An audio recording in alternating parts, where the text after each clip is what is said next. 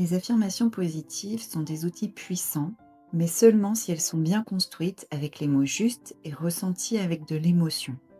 Elles ont un double impact. Le premier est scientifique, le second est spirituel. Premièrement, du point de vue neurologique, 95% de tes habitudes, de tes choix et de tes décisions au quotidien sont dictées par ton subconscient.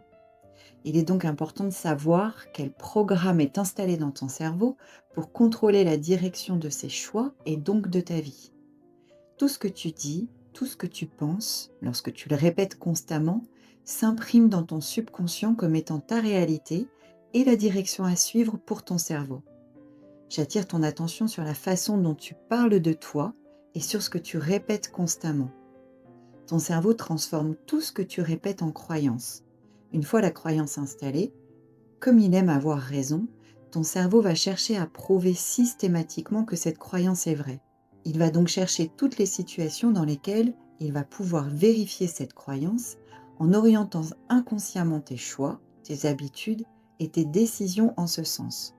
Par exemple, si tu te répètes, ou que l'on t'a répété quand tu étais plus petit, que tu es maladroit ou maladroite, à force de répétition, ton cerveau l'inscrit dans une croyance et ensuite il va chercher à vérifier cette croyance et donc il va te mettre dans toutes les situations qui confirmeront que tu es maladroit ou maladroite, juste pour vérifier et juste pour avoir raison.